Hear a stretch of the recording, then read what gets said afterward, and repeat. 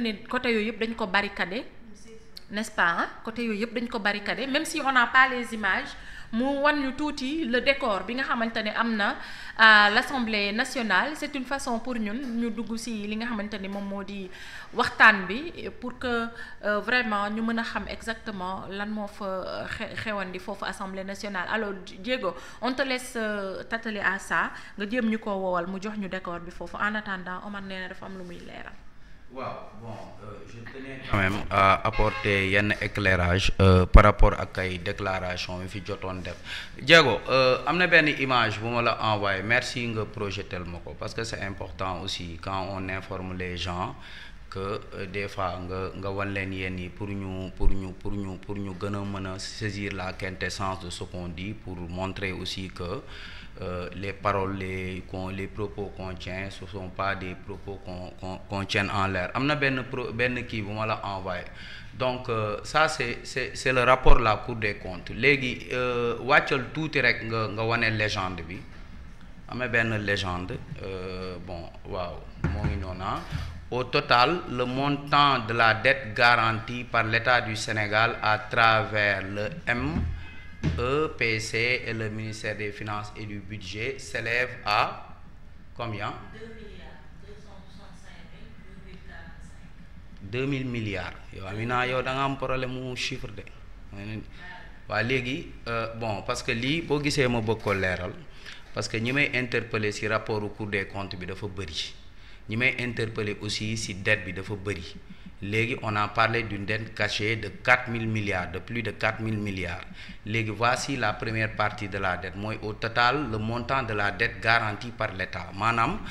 boo xoolee Cour des comptes ak FMI lu mu confirmer ne en fait y a une dette boo xam ne dañ koo nëbb parce que FMI Sénégal xaalis bu mu amel FMI xam na ko mais dañ ne y a une dette boo xam ne dañ ko nëbboon donc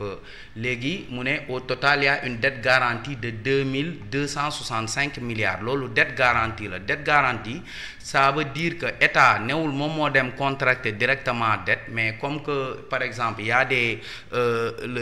les sociétés du parapublic comme la Sénélec par exemple boo xoolee tableau bi après dinañ tableau bee ci kaw dinañ ko def dans le détail léegi société yooyu bu ñu demoon par exemple leb benn 200 milliards état ñëw garantir ko loolu moom mooy dette garantie bi si kii Diego ba léegi indil ma document bi wàccal ci suuf ba léegi wàccal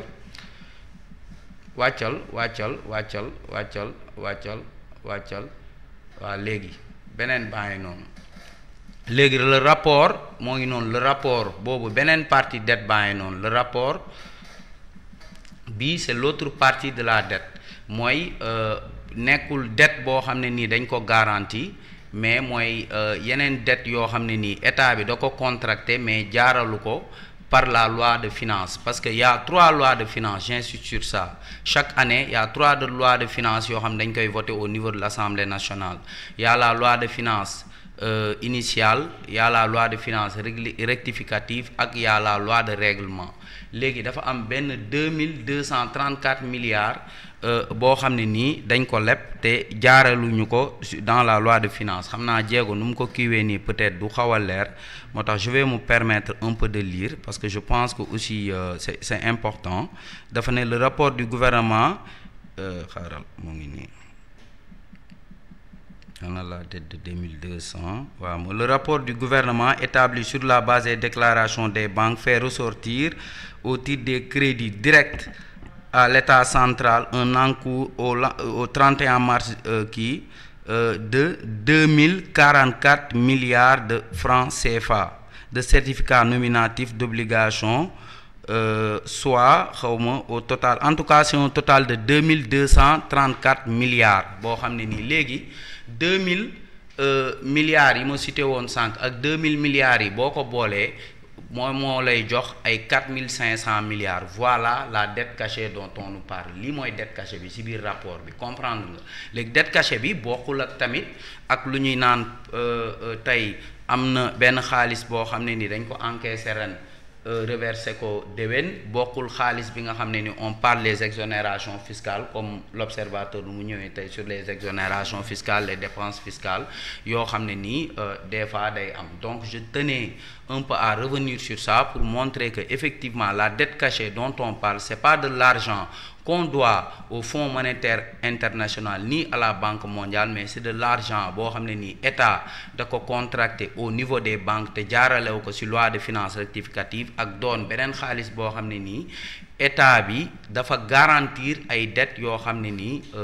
ay tiers ñoom ñoo ko def léegi état bu ko garantiré c'est comme si c'est une dette de l'état parce que tiers yooyu noonu bu fekkee ni fay ñu dette boobu loolu yëpp ci ndoddu état lay dal bon c'est arrivé aussi dans le cas de Khadim Ba donc c'est ce que je tenais un peu à éclairer pour que les gens comprennent davantage ce que ça veut dire la dette cachée de 4000 milliards. Aïcha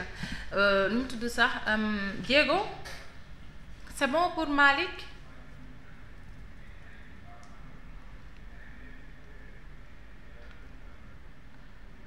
Non moom mënuñu defal décor bi xam nga ñoom ñi ngi direct nii ok d'accord waaw d'accord merci beaucoup Diego donc déjà ñoom ñu ngi nekk à l'Assemblée nationale plénière yi daanaka ñu ngi tàmbali daal maanaam assemblée instant bi ni tàmbali na à 10h04 parce que ñu ngi leen jàpp woon ne 10h la ñu leen daal di convoqué woon donc respecté nañu defe naa ni waxtu yi nu dëgg donc muy noonu Awa Diop Abdou Nguer n'est pas là aujourd'hui not here Assemblée nationale waaye ñu ngi doog a commencer Assemblée nationale alors ñu daal di ñëw nag ci li ñuy waxtaanee abrogation partielle décision wu Assemblée nationale Omar est-ce que xaar nga ni dina méngoo ak li askan bi di xaar ça veut dire que vraiment mu nekk une loi boo xam parce que à l'unanimité il n'y a que Pastef dafa wéet ci xeexam bii parce que moom rek moom kott moom kese moo mën a ni nu mu tuddati sax fait politique dañ ko cee dindi mais nu mu tudd beneen bi fait politique lañ waxoon ak lan assemblée kii bi nu mu tudd amnistie bi fait politique la waxoon ak manifestation d'accord léegi fait politique yi la ñu daal di exclure teg ko na la indi manifestation teg ko te loolu ñoom dañu si wéet vraiment société